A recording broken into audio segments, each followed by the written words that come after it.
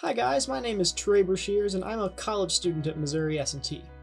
If you've never heard of it before, the S&T stands for Science and Technology, which just means that my school is focused on teaching students about STEM-related subjects. I personally am studying the E in STEM, engineering. Now, you might not know this, but there are a lot of different kinds of engineers, and I'm going to talk about that in just a little bit. Right now, though, I'm going to tell you a little bit more about myself and some general college stuff that applies to everybody who plans to do that after high school. So I know it's pretty far away, but these next few years are going to be very important for you to start figuring out what subjects interest you. You've just unlocked the ability to choose your classes, and that's a big step. That will eventually be your biggest tool for exploring your interests. No matter what, keep following what you like to do and what you think sounds interesting, and you'll begin to figure out what you want to study after high school. If you're interested in animals, for example, look into nature and biology classes. If you like writing, take courses in English and literature. Or for you engineers out there, here's what I did in 6th grade. I took a class called Tech Ed in 6th and 7th grade, and then another class in 8th grade called PLTW Gateway. PLTW stands for Project Lead the Way. That title means you can expect a lot of hands-on labs and science technology type courses. Also, make sure you take as many math and science classes as you can in high school. That'll come in handy when you're my age, because they let you skip some classes when you get to college. One of the biggest surprises for me in college is the amount of freedom that I was given. I was telling you how you guys unlock the ability to choose your classes. Well, I unlock the ability to choose when my classes are. I schedule all of my classes to start at 10 a.m. so I can sleep in late, which is very, very nice. You guys just got passing time this year. I have passing time outside on a bicycle, which is crazy, blows my mind. You guys just got a locker. I got an entire room, and it was actually really expensive, but I got an entire room. The biggest shock about college, though, you guys have about 7 hours of class every day, right? And then maybe an hour of homework. I have 3 hours of class a day, and then maybe about 4 hours of homework. And yeah, I know that much homework might sound kind of scary, but I got used to it pretty quick. It really helps to have a lot of friends around who are going through the same situation that I am. So I am a Park Hill graduate. I went to Park Hill South in Lakeview just like you guys did. And Park Hill is a great school district to help you prepare for college. A couple of the good ways that I took advantage of that were the advanced classes offered throughout middle and high school. Those really help you expect what to prepare for in college. They may be a little more challenging, but the college you pick will notice that you put in all that hard work, and they will let you skip some of the less interesting classes when you get there, which is what I did. The second way I took advantage of the resources Park Hill offers is through the professional development program in high school. In that class, which is offered to juniors and seniors, you can actually leave school for an entire block of the day and go work at a company.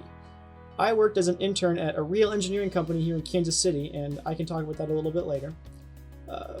And the practical experience from that showed me not only what to expect during and after college, but gave me real experience for what I'm going to be doing in my career. And that's something really cool that companies will see when they're trying to hire you eventually. This class also taught me skills like how to look and talk to adults, how to sound professional, time management, and all of those are huge aspects of being successful in college. Alright, so now I'm going to tell you guys a little bit about some stuff specific to engineering, including an awesome project that I got to work on down at S&T. If you're not super interested in that, that's okay. You can jump to this point in the video to hear about my cool project, and I heard you guys were also working on some physics before the break, so I made a separate video that talks about some cool physics topics that you guys didn't quite get to cover in class. And you can watch that here. Alrighty, if you're still here, let's talk about engineering. Woo! How can you know if you want to be an engineer? Well, when I was your age, my favorite classes were always math and science. I loved building things, taking electronics apart, using computers. Other kinds of engineers like mixing chemicals, studying science, and even making explosions. If any of those sound like you could be an engineer. There are lots of types of engineers. There are civil engineers who design things like roads, bridges, buildings, and cities. Chemical engineers who research new chemicals for all kinds of uses, medicine, industrial, agricultural, etc. There's also aerospace engineers who design planes and rockets, mechanical engineers who work on cars and, well, anything that moves, and even computer scientists who write code for computers and apps. Missouri S&T also has some more specialized degrees that are in types of engineering you've probably never even heard of. These include ceramic engineering for people who design new materials like concrete and plastic, environmental engineering where you can learn how to reduce air pollution and use nature to our advantage, geological engineering where you can study the earth and the rocks below the surface, metallurgical engineering for people who like refining metals and making them better, nuclear engineering. This one's actually really cool. S&T is one of 24 colleges in the whole country that has a nuclear reactor on campus. These guys get to study it and how it makes electricity, and it's really cool. There's also petroleum engineering, where people learn about obtaining oil and gas and how to turn it into something like the gas you put in your car. And my personal favorite, electrical engineering, where I get to learn about electronic devices like your phone, your computer, lots of kinds of circuits, and even bigger stuff like power stations and the lights and outlets in your house. If you think all that sounds cool, I know how you feel. I'm kind of a special case because I couldn't decide on just one field. I'm doing what's called a dual major, where I learn about computer engineering and electrical engineering. These two degrees tie together really well and let me study subjects like coding, robotics, and even some mechanical engineering. Pretty much every engineer knows a little bit about their fields beyond their exact discipline, which allows for great collaboration and teamwork when we're designing something new. For classes, every engineer takes what are called general education classes, or Gen Ed for short, which are classes like calculus, physics, my favorite, basic chemistry, and yes, even some English. After that, they begin to take classes more geared toward their major. So I'm a freshman right now. I'm finishing up my Gen Eds. Next year, I'll begin taking classes like circuits, programming in the C++ language, and electronic devices. These classes, all put together, allow you to earn what's called a bachelor's degree in college, and that applies to everybody, not just engineers. That means you spend about 4 years studying and taking classes, and then after that you get to go to work for a company. After you work for a company and, of course, make money for about another 4 years, engineers can take a special test called the PE exam and become a professional engineer, which is what that PE stands for. And that is when the big buck's rolling in. All college students can also choose to spend an extra 4 to 6 years in college and earn what's called either a master's or doctorate degree. Doctorate is where people who have the doctor in their title get that from. These degrees allow them to learn a little more about their interests.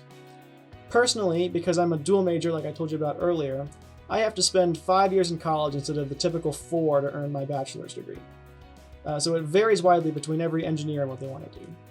It's also very important for you to know that every engineer's career can look a little different depending on the projects they want to work on. Most engineers spend some time in an office using programs like CAD, which stands for Computer Aided Design, and also making drawings like this one that I made during my internship in high school.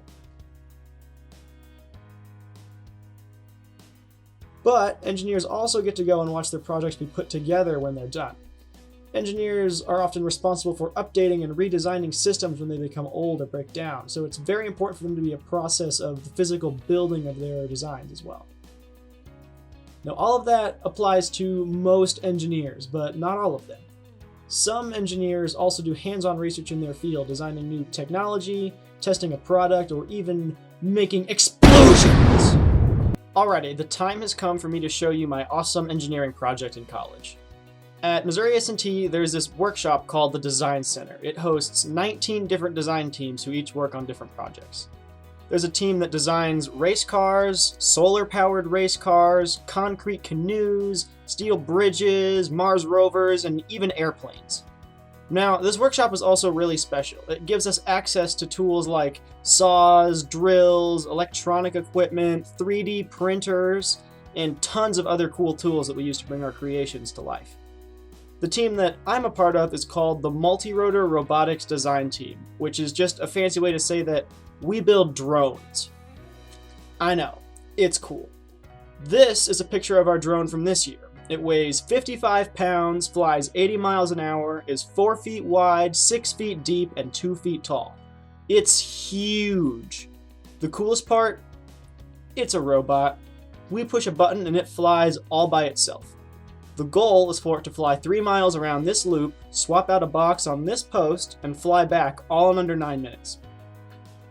I am the team's pilot, so I make sure that our operation follows the law. I talk to police and the local airport during our missions, and I even oversee our testing operations. Now, unfortunately, we don't have any videos of our big drone flying yet because we all had to go home for COVID-19. But I do have a couple of videos of our smaller test drone, Sparky, flying the laps for our big drone. First, the Clover drone is unkilled and you are clear for takeoff. Over. Taking off. Over. Alright, that conversation you just heard over the radio was me telling our computer man over there, Clay, that he's clear to push the button and take the drone off. I have a special control switch that I keep with me that's separate from the other controls that allows me to cut power to the drone at any time for safety.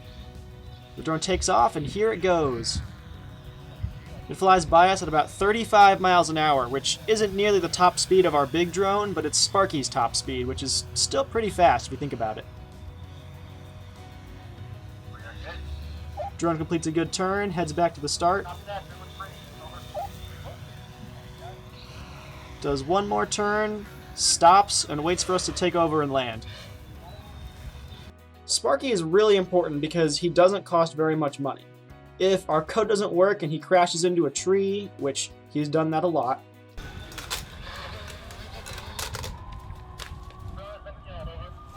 we don't have to spend a lot of money to fix him.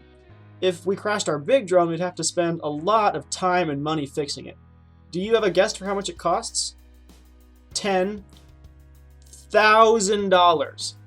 To make it, we had to use a super lightweight and strong material called carbon fiber. We made the carbon fiber from scratch in the design center, and if it broke, we have to spend a lot of time and money recreating it.